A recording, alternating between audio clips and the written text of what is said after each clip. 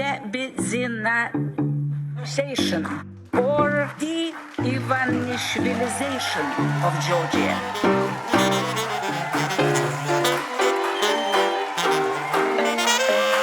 What does it mean, de-oligarchization?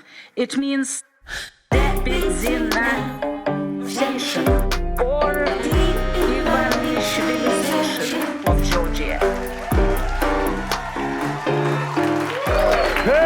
გამარჯობა მეგობრებო, ფორმულას ეთერში თქვენ უყურებთ 2025 წლის უკანასკნელ 227 ეპიზოდს გადაცემისა კვირაში ერთხელ მიშა მშვილდაძეს.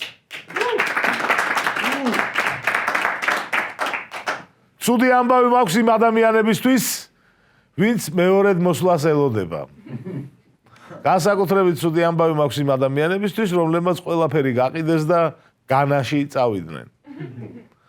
განელმა წინასწარმეტყველმა ებო ენოკმა დიდი ხნის წინ დაანონსა, რომ 2025 წლის 25 დეკემბერს დაიწყებოდა წვიმა და 2028 წლამდე გაგრძელდებოდა. გადარჩებოდნენ მხოლოდ ისინი, ვინც მის კიდობნებს შეაფარებდნენ თავს. დიახ, რამდენიმე კიდობანს აშენებდა. და უამრავმა ადამიანმა გაყიდა ყველაფერი და კიდობანებში ადგილი დაიბევეს. გუშინ ძალიან ბევრი ადამიანი შეიკრიბა ებოსთან. წვიმა არ წამოვიდა. და ებომ თქვა, რომ ღმერთმა მითხრაო, გადაიდო. და იდგა ეს ხალხი და გადაიდო, დაიშალდა. ანუ მე კი თავიდანვე ვიცოდი, რომ 2025 წლის 25 დეკემბერს წარღვნა არ დაიწყებოდა. ბიჭო, რომელი ღმერთი დაიწყებს წარღვნას შვილის დაბადების დღეს?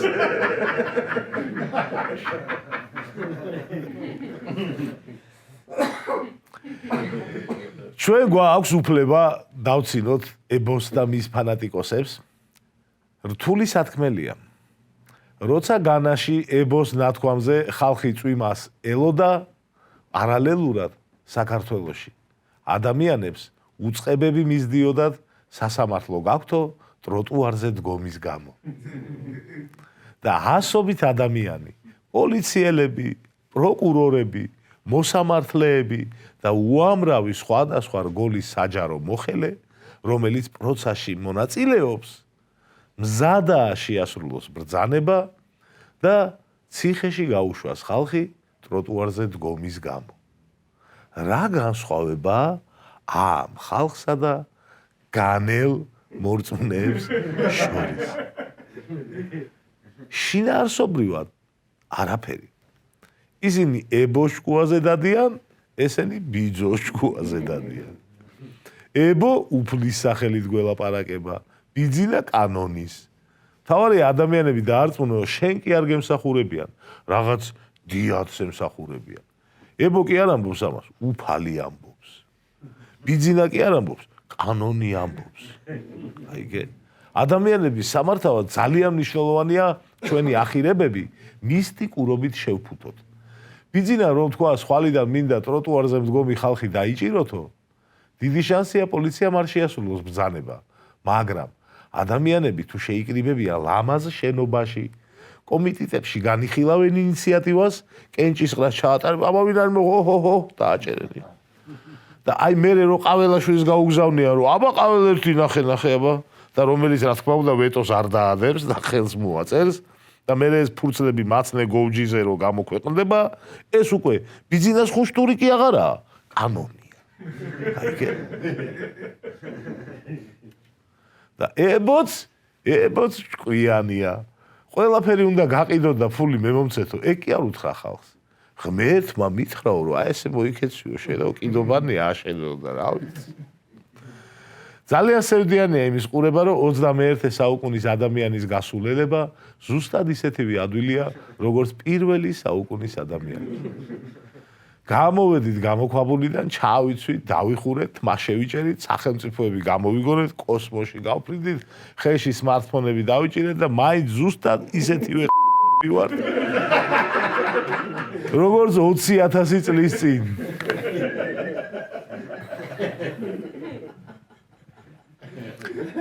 თუ კი ზუსტად ისეთივე ბრიყვებად უნდა დავრჩეთ, როგორების ვიყავით. ტექნოლოგიური პროგრესი საერთოდ გჭირდება? რამე არ მოვიწიოთ. ყველაზე საშიშია ის ფაქტი, რომ კატასტროფულად იზრდება ინტელექტუალური უთანასწორობა ადამიანებს შორის. 4,000 წლის წინ დედამიწის ყველაზე ჭკვიანი ადამიანი ყველაზე სულელისგან იმით განსხვავდებოდა, რომ ყველაზე ჭკვიანმა იცოდა რამდენია 8 × 7. და მან არ იცოდა. ძალიან მცირე სხვაობა იყო გენიოსსა და ბოთეს შორის. და დღეს ერთი ადამიანი მარსზე გასაშვებ მრავალჯერად რაკეტას აკეთებს და მეორე კიდე ენოკის კიდობაში ადგილს ყიდულობს. აი გეშე. ერთი ადამიანი ხელოვნურ ინტელექტს აუმჯობესებს, მეორე ადამიანი კუპიანსკში კვდება, იმიტომ რომ პუტინმა უთხრა. აი ამ ხელა უბსკრული ადამიანებს შორის არასდროს ყოფილა. ცხოველებში ამდენი 1000 წლის შემდეგაც კი არ გვხვდება რადიკალური სხვაობა. ერთი ლომი შეიძლება მეორეზე ძლიერი იყოს, უკეთესი მონადირე იყოს, უფრო მოხერხებული იყოს, მაგრამ ერთი ლომი აინშტაინი იყოს და მეორე დიტო სამხარაძე, ეგეთი სხვაობა ლომებში არ არსებობს. გაიგე? ერთი ლომი ვაქცინას იგონებდეს და მეორე ლომი ტროტუარზე დგომისთვის გიჭერდეს, ეგეთი სხვაობა არ არსებობს ლომებში. გაიგე? და ეს სხვაობა ახლა ადამიანებს ან აგვაშენებს, ან დაგუყავს მთელ კაცობრიობას. პუტინის, კიმ ჩენ ინის და დონალდ ტრამპის გადასაწყვეტია დედამიწაზე სიცოცხლე იარსებებს თუ არა. ბიძინას გადასაწყვეტია ტროტუარზე დავდგებით თუ არა. ანუ საბედნიეროდ ბიძინასა გლობალურად არაფრის გადაწყვეტა არ შეუძლია. მაგრამ სამაგიეროდ სხვა სახელმწიფოებში ბიძინას ინტელექტუალური შესაძლებლობების ადამიანებს და მორალური ღირებულებებისა ატომურ ბომბზე მიუწვდებათ ხელი. დამდეგ 2026 წელს გილოცავთ.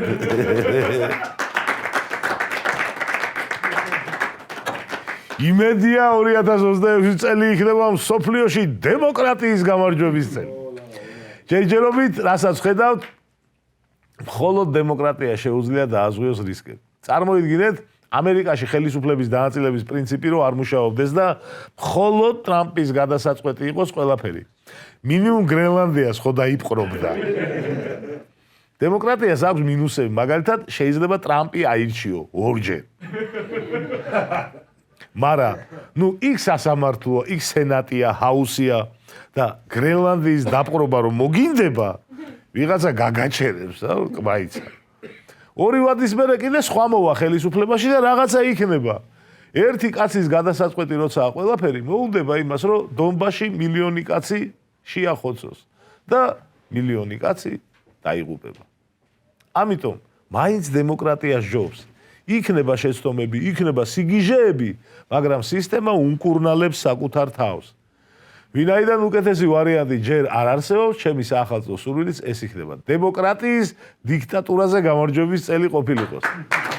და აი ამის შემდეგ გისურვებ ჯანმრთელობას, სიყვარულს, წარმატებას და ასე შემდეგ, იმიტომ რომ შეიძლება ჯანმრთელიც იყო, შეყვარებულიც, წარმატებულიც და ციხეში გაგიშვან ტროტუარზე დგომისთვის.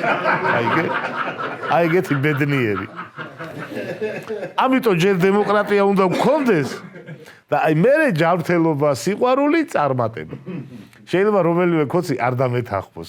თავარია ჯანმრთელად ვიყო, კარგად ვიყო, დიქტატურაშიც მივხედავო თავს.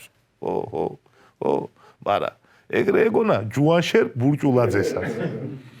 მინისტრი იყო, ცხოვრობდა ბედნიერად, მაგრამ გუშინ წინ განაცხადა. ნორმალურ ქვეყანაში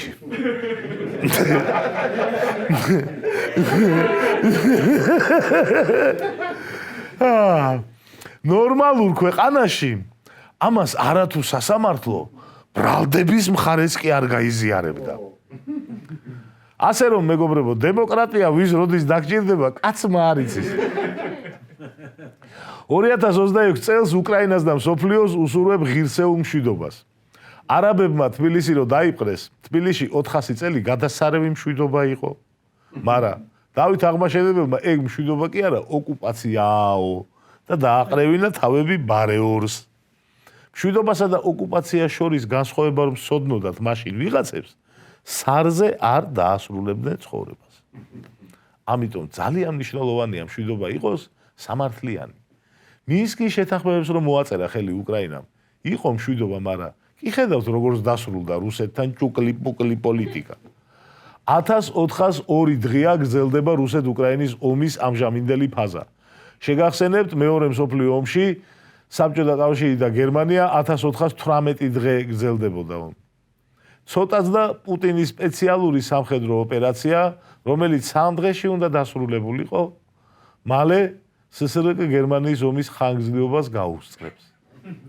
1941 წელს SSRK და გერმანია მოსკოვთან 30 კილომეტრში ომობდნენ.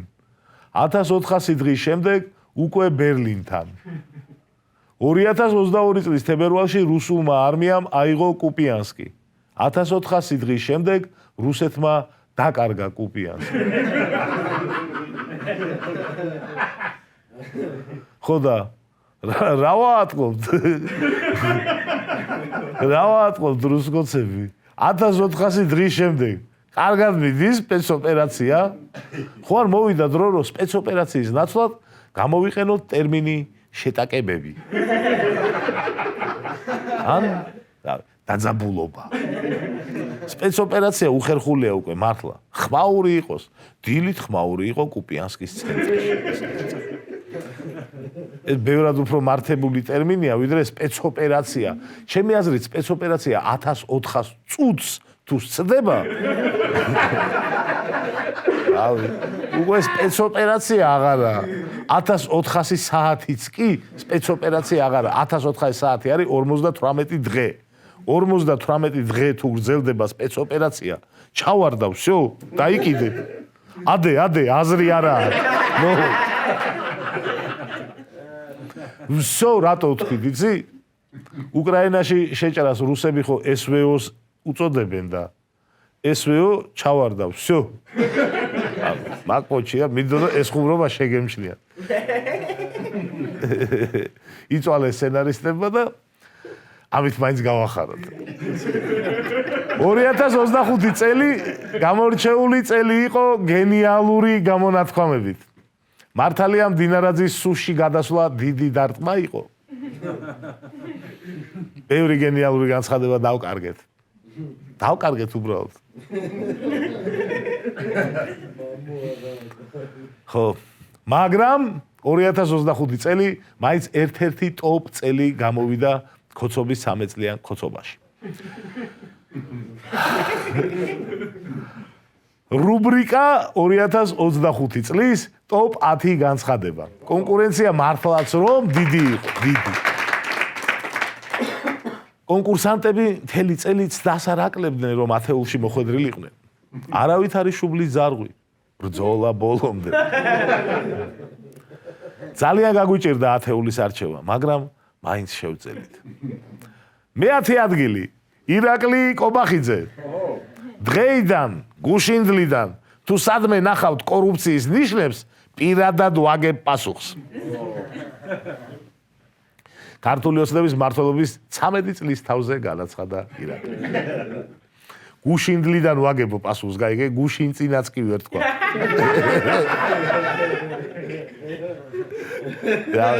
ალბათ ამ განცხადებამდე 2 დღით ადრე ვიღაცამ ბიუჯეტიდან კაი კუში გაწია. მე-9 ადგილი გენო პეტრიაშვილი. დიდი მადლობა მინდა უთხრა თითოეულ ჩვენთაგანს.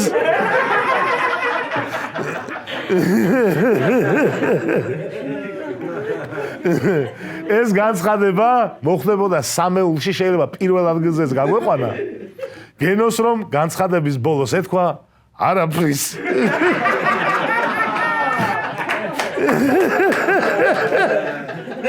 დიდი მადლობა მინდა უთხრა თითოეულ ჩვენთაგანს არაფრის. აი ასე რო ყოფილიყო, აუცილებლად პირველ ადგილზე გაიწევდა, მაგრამ ნუ მეცხრე ადგილიც არ არის ცუდი, დამწყები ოლიმპიური ჩემპიონისთვის. მერვე ადგილი არავის დაუთმო კახაკალაძემ ორი განცხადებით. პირველი ეძღვნებოდა გერმანიის ელჩს ფიშერს. ჩვეულებრივი აკაცუკია. აი ეს. და მეორე კი ფინეთის საგარეო საქმეთა მინისტრს და ამავდროულად ეუთოს თავმჯდომარე ელინა ვალტონენს. აკაცუკების პატრონი ჩამოვიდა. ანუ კალაძემ გერმანიის ელჩი აკაცუკების იერარქიაშიც კი დააქვეითა. ფინეთის საგარეო საქმეთა მინისტრი აკაცუკების პატრონია და გერმანიის ელჩი ჩვეულებრივი აკაცუკი. რავი, ძალიან მეეჭვება. არ მგონია გერმანია ეგეთი ხელწამოსაკრავი იყოს აკაცუკეთში. მაგრამ არ ვიცი, თქვენ უკეთით, თქვენ მოგონი სამყაროში ვის რა როლი აქვს? მე როგორ გასწავლეთ, კაცო? თქვენი ფენტეზი, თქვენი პერსონაჟები. მეშვიდე ადგილზე გავიდა ირაკლი ზარქუა. მიუხედავად იმისა, რომ მისთვის არც ისე კარგად დაიწყო წელი და აბუ-დაბიში სცემეს, მერე მოიხოდა და წლის საათეულო განცხადებაც დადო. ირაკლი ზარქუა ასე მიმართავდა ესტონეთის საგარეო საქმეთა მინისტრს. უკან გაიკეთე ეგ შენი სანქცია. სხვათა შორის შარშანაც მოხდა ირაკლი წლის ტოპ-10-ში. მაშინ ამერიკელ სენატორს ჩათლახი უწოდა. წელს უკან გაუკეთა სანქციები ევროპელ დიპლომატებს. ნახოთ, 2026 წლისთვის ძალიან აწეულია თამასა. ზარქუა დასავლეთის ურთიერთობებში მე ბოზის გაგდებულზე ნაკლებს აღარ მინდა.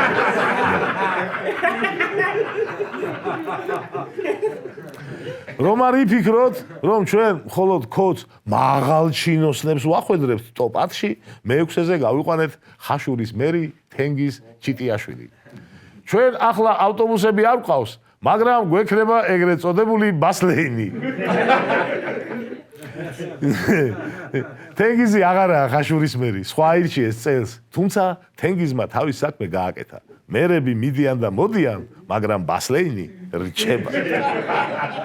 ერთხელაც ავტობუსიც მოვა, დაელოდეთ. გადავედით ხუთეულზე, აი აქ იყო ნამდვილი ბრძოლა, თუმცა მეხუთე ადგილი არავის დაუთმო შალვა პაპუაშვილმა. ღარიბაშვილი რომ პოლიტიკიდან წავიდა, ასე შეუქო საქციელი შალვამ. როცა წარმატების პიკზე ხარ, მაშინ უნდა წახვიდე და არა მაშინ, როცა პარტიას უჭირს. ეს წინადადება უფრო სასაცილო გახდა, როცა ღარიბაშვილს და მის გარემოცვას 6 მილიონი დოლარი ამოუღეს და თვითონ ირაკლის მილიონიანი გირაო შეუფარდეს. კიდევ უფრო სასაცილო გახდა მილიონის ნაცვლად სახლი რო დაუყადაღეს და ადვოკატი ვიშვიშებდა სახლი უფრო ძვირი ღირსო. ახლა ღარიბაშვილი აღკვეთის ღონისძიებით ქვეყნიდან ვერ გადის. დაყადაღებული წარმატების პიკზე. მეოთხე ადგილზე გავიდა მიხეილ ყაველაშვილი, სამსიტყვიანი ლეგენდარული განცხადებით. მე ლეგიტიმური ვარ. მიხეილ, შენი ლეგიტიმურობა კარგად რომ გაგვიჯდეს მოსახლეობას, ბევრჯერ უნდა გაგვიმეორო. ყოველ დღე მე ლეგიტიმური ვარ უნდა გითხრა. ან დაწყებითი კლასის გრამატიკის წიგნში შევიტანოთ ეგ წინადადება. საუღლებლად რა. მე ლეგიტიმური ვარ, შენ ლეგიტიმური ხარ. ის ლეგიტიმურია გაისის ხორცოს მომავალთაობამ თავიდან. პროკლამაციებიც გააკარით ხალხი. მე ლეგიტიმური ვარ, შენ. გადავედით საპრიზო სამეულზე. მესამე ადგილი გავიდა და ბრინჯაოს პრიზი დაიმსახურა ჯუანშერ ბურჭულაძემ. მე მგონია რომ არც ერთ ნორმალურ ქვეყანაში ამ ჩვენებას არ გაითვალისწინებდა სასამართლო. ამ ქვეყნის ყოფილი თავდაცვის მინისტრი ამბობს ამას, ბიჭო. ნორმალურ ქვეყანაში გამამართლებდენო. ეს რა ქვეყანაა? რა სასამართლოა? რას გავს საკაურობაო? შფოთავდა მთავრობის უმნიშვნელოვანესი უწყების ყოფილი მინისტრი. რავი, მაპატიე ჯუანშერ, მაპატიე, ვერ აგიშენე კარგი ქვეყანას.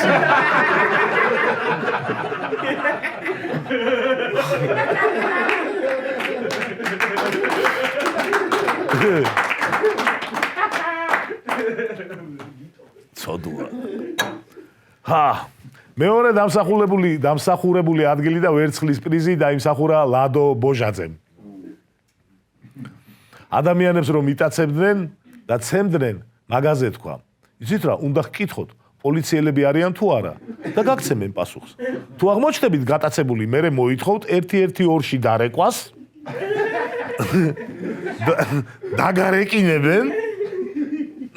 რატომღაც და გაგათავისუფლებენ. აი ესე მოაყომარა ლადომ მთელი პრობლემა სხვა შორის დააკვირდით რომ სასამართლოს ბოჟაძეც არ ენდობა 1-1-2-ში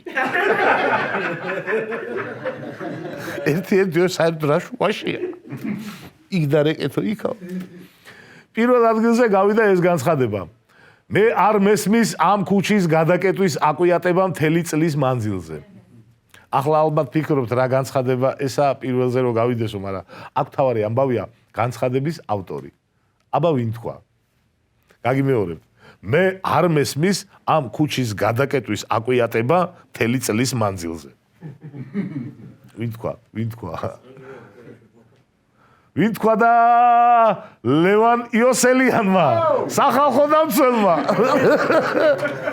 ათასობით ადამიანი პირდაპირ გახდა დაზარალებული სისტემის მიერ დაპატიმრებული ნაცემი დაჯარიმებული მოწამლული სამსახურდაკარგული და ლევანი ფიქრობს რომ რა აკვიატება რატომ დაიციკლეთ კაც ხელფასი 2026 წლიდან 1260 ლარი უხდება მართლა კი არა 1260 ლარით ეზრდება 14400 უხდება რა დროს ეს აკვიატებაა მართლა დამსახურებული ოქრო ლევან იოსელიანს ბოლოს კი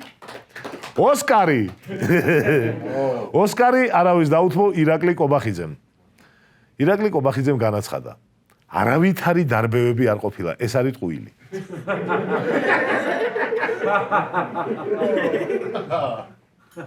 აი როგორ გინდა ოსკარი არ მიცე არავითარი დარბევები არ ყოფილა მთელი წელი ამოაგდო ისტორიიდან ირაკლის განცხადება ორ ნაწილად უნდა იყოს გაყოფილი არავითარი დარბევები არ ყოფილა უნდა ეთქვა ესა ირაკლის და ეს არის ტყუილი უნდა ვეთქვა მე გაიგე რაღაცას გამოვიდოდა ეს იყო წლის ტოპ-10 განცხადება ვინც ფიქრობთ რომ უსამართლო დავარჩიე განცხადებები და გავანაწილე ადგილები შემიძლია 1500 სხვა მიმართულება მოგცეთ რაც მართლა გასაპროტესტებელია ამ ქვეყანაში და ოსკარი ნომინაციაში ოპერატორის საუკეთესო ნამუშევარი ესეც უნდა დავაწესოთ მიხეილ ყაველაშვილის განცხადება არის ახალი წელი მოდის ეს ისეთი თარიღია ტრადიციული ბავშვობიდან მოგვდევს ამ განცხადების გადაღებისას არც ერთ ოპერატორს არ გასცინებია და კადრის სტაბილურობა ყველამ შეინარჩუნა საერთოდ არ მოძრაობს კადრი ეს არის ნამდვილი პროფესიონალიზმი და მადლობა ყველა პროფესიონალ ოპერატორს დავაზუსტებ რომ ამ განცხადებისთვის ოსკარი ოპერატორებს და არა ყაველაშვილს ეს იყო რუბრიკა 2025 წლის ტოპ-10 განცხადება და ოსკარები საახალწლო ჭორებიც გვაქვს რადგან განცხადებები 12 გქონდა საახალწლო ჭორებს შემოგთავაზებთ 5-ს რუბრიკა საახალწლო ჭორები შეგახსენებთ რომ ყველაფერია ჩვენ მოფიქრებთ ნებისმიერი დამთხოვა იქნება შემთხვევითი თურმე ბიზინა ივანიშვილი ჯერ ნაძვის ხეებს მორთავს და ამ მორთული ნაძვის ხეებით ბაობაბს მორთავს თურმე ღარიბაშვილი სახლში შეხვდება ახალ წელს მედობას შობასაც ძველით ახალ წელსაც ვალენტინობასაც 3 და 8 მარტსაც ფაშიზმზე გამარჯვების დღეს ბავშვთა დღესაც მოკლედ სუსახში იქნება კალაძე თურმე კალაძე twins იჭყლეთს იმაზე ფიქრით როგორ დაკიდოს ნაძვის ხეზე ბიტკოინები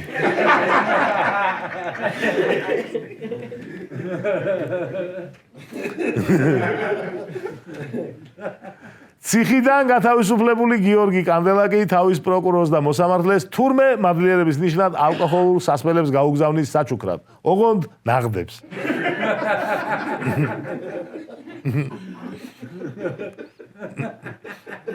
ხო ეხლა ნაღდი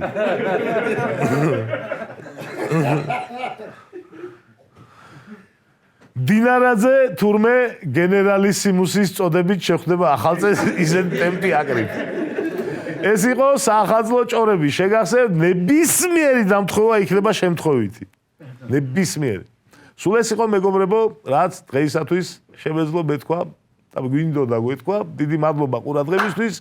შევხვდებით იანვრის შუაში. ყველა პოლიტპატიმარს ვისურვებ თავისუფლებას 2021 წელს თავისუფალ დემოკრატიულ ქვეყანაში გამოსვლას, თუნდაც დილის 6 საათზე. დაჩეს თქვენ მიხედავთ. მადლობა ჩვენს მაყურებლებს და გამომწერებს.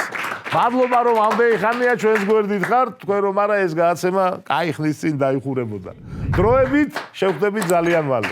აი, მუსიკით.